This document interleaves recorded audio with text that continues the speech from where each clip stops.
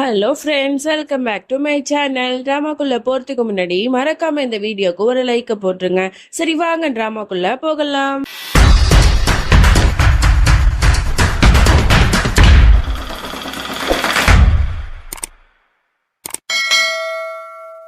ஆமா, நீ யாரு ஃபர்ஸ்ட் அப்படிங்கிற மாதிரி கேட்க, உடனே தியா வந்து என்ன சொல்றதுன்னு தெரியாம அப்படியே முழிச்சிட்டு இருக்க. அப்ப அங்க ஒரு ஆன்ட்டி சொல்றாங்க, இவ யாருன்னு தெரியாதா, நம்ம ரதன் சிங்கோட மனைவி தியா தான் இவ அப்படிங்கிற மாதிரி சொல்ல, ஓ அப்படியா, இவளுக்காக தானே நம்ம நேத்தெல்லாம் வெயிட் பண்ணிட்டு இருந்தோம், நேத்தெல்லாம் வராம நைட்டோட நைட்டா வந்திருக்காளா, இவ பாருங்க இவ்வளவு ஃபன்னியா இருக்கான்னு அந்த நாய்க்குட்டி மேல விழுந்துகிட்டு கீழே விழுந்து கிடக்கா, பார்க்கவே சிரிப்பா இருக்கு இவளை அப்படிங்கிற மாதிரிலாம் கலாய்க்க இவளுக்கு ரொம்பவே கஷ்டமா இருக்கு நம்ம தியாக்கு. உடனே வந்து தலையில ஷாலை போட்டு அப்படியே சோகமாவே இருக்கா. அப்போ வந்து எல்லாரும் அங்க இருக்கிற ஒருத்தவங்களும் ஒவ்வொரு மாதிரி இவளை குத்தி காட்டுற மாதிரி அசிங்கப்படுத்துற மாதிரி பேசுறாங்க. இவளுக்கு ரொம்பவே கஷ்டமா தான் இருக்கு.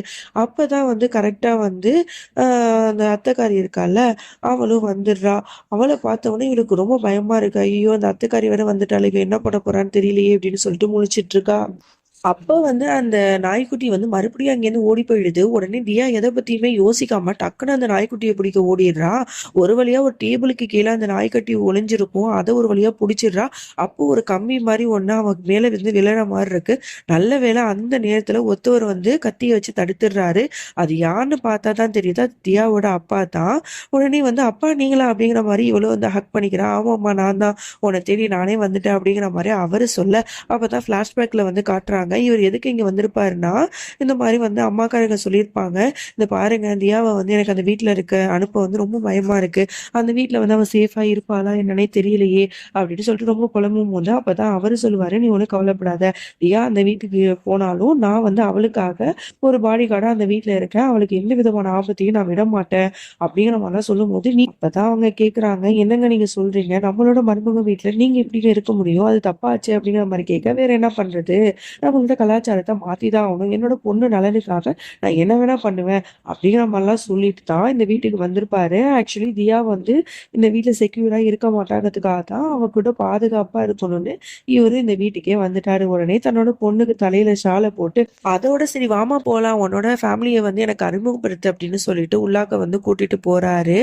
அங்க பார்த்தா இந்த மாதிரி மாமனாருக்காரர் வந்து ஒரு மாதிரி நக்கலா வந்து நையாண்டியா சிரிக்கிறாரு. ஆமா, நீ எதுக்கு இங்க வந்த, உன்னோட பொண்ணை வந்து அனுப்பி வச்சுட்டு பின்னாடி நீயே வந்துட்டியா அப்படிங்கிற மாதிரிலாம் ஒரு மாதிரி பேசுவோன்னு இவருக்கு ஒரு மாதிரியா தான் இருக்கு. பட் இருந்தாலும் தன்னோட பொண்ணுக்காக அமைதியா இருந்துக்கிறாரு.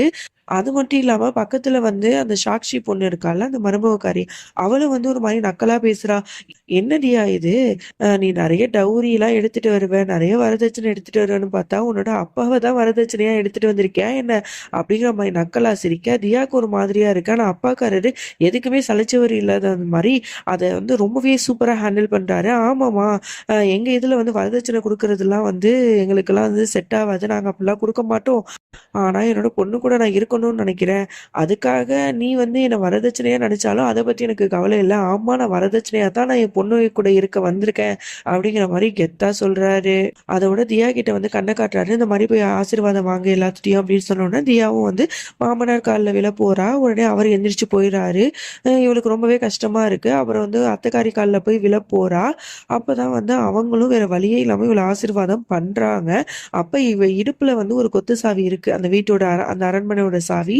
ஸோ அதை பார்த்துட்டு ஒரு மாதிரி குறுகுறுன்னு பார்த்துட்டு இருக்கிறத வந்து அப்பாக்காரரும் பார்த்துட்டு, என்ன சம்மந்தி, நீங்க தான் சொல்லியிருந்தீங்களே என்னோட பொண்ணுக்கு வந்து ஒரு 12 நாள் வந்து டைம் இருக்கு, இந்த அரண்மனைக்கு வந்ததுக்கு அப்புறமா தான் இந்த கொத்து சாவியை அவளோட கையில கொடுப்பேன், அப்பதான் அவளுக்கு ஒரு பொறுப்பு வரும் அப்படி இப்படின்னு சொன்னீங்க. அன்னைக்கு ஒரு நாள் சாவி கொடுக்கும்போது அந்த சாவியில தான் பிரச்சனை இருந்திருக்கும். இப்ப என்னோட பொண்ணு வந்து எல்லாத்துக்குமே தயாரா இருக்கா, இந்த அரண்மனையை வந்து அவ நல்லபடியா பார்த்துப்பா, நீங்க கவலையே படாதீங்க, நீங்க ஃபுல்லா ரெஸ்ட் எடுத்துக்கோங்க அப்படிங்கிற மாதிரி அவரு ஒரு மாதிரி சொல்ல, அத்தைக்காரிக்கு அப்படியே தலையில நெருப்பு கொட்டின மாதிரி அவ்வளோ எரிச்சலா கோவமா வருது. அப்படியே பார்த்து முறைச்சிக்கிட்டே இருக்கா. அதோட இங்க குட்டி ரதனை தான் காட்டுறாங்க. அவனை வந்து அவளோட அக்காக்காரி வந்து பார்க்கறதுக்கு வரா.